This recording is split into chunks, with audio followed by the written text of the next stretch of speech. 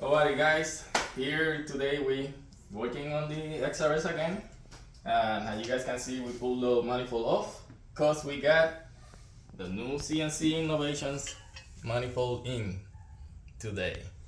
So the material, the design, the build, the welds, everything, it looks really good. It doesn't look like something was cheaply made or they didn't took their time to make it. This thing is pretty nicely made. So this is the bottom plenum.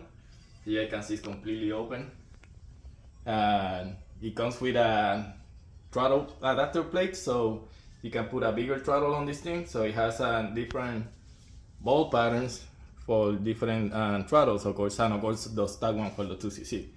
So and it has the thermal gasket on it, and it also comes with the extra thermal gasket for the throttle.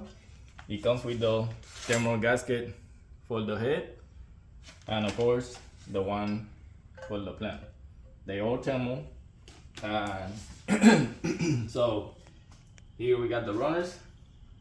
They pretty nicely built. The one thing is, like on this side of the runner, as you can see, this one is a very long stud, so you're gonna have to find a same length bolt like the rest on this side to put it here. Other than that, it should bolt straight up. So those are the openings for the runner. They are pretty nice, pretty big, and straight straight shot to the head. And so the weight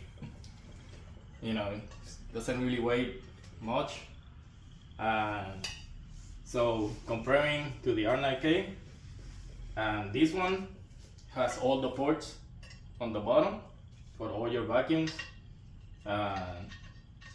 so your normal vacuum line, the one for the brake booster, and then the one that I guess nobody knows what this one is for, because this one has it too, and all we gotta do is just cap it.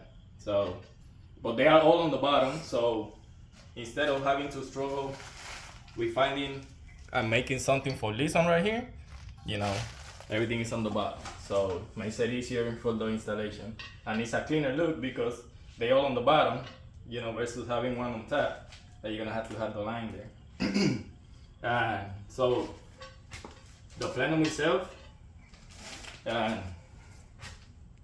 it's all one size.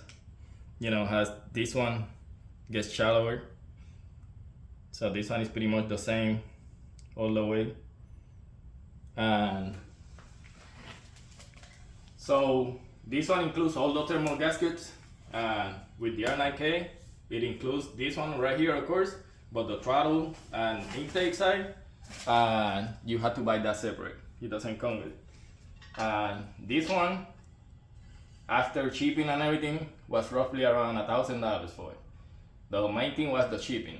Shipping price was around like $240 for that. So in reality, this whole manifold with runners and everything runs you around the same or a little cheaper than just the plenum of R9k. Now this one, the car did improve when we installed the plenum. So the plenum does work, so we're now gonna have to match it up with this one. So last time we dynoed the car, we dynoed at 188 horsepower to the wheel. So now the only modification we done is the intake manifold. So we're gonna go back to the dyno after we install this new one. Of course, we're gonna drive it on the street, see how it feels, and then we'll compare the numbers against the R9k. But the build quality of CNC, it is good. I'm happy with it. It's definitely a nice piece. It's gonna look really nice in the engine bay, and we're ready to put it on. So once we bolt everything back up, we Loctite all the little screws, so of course they won't come loose, and we'll install it back on the car. Then we'll show you guys how it looks on the car, and we got a few extra things for it too. So we have a couple of the happy endings and parts out here. We got titanium strut tower nuts. They look really cool. And it's like you holding a piece of plastic, like they had like no weight at all on, but that's something separate. So we'll get this thing wrapped up and we'll show you guys how it look on the car in a little bit.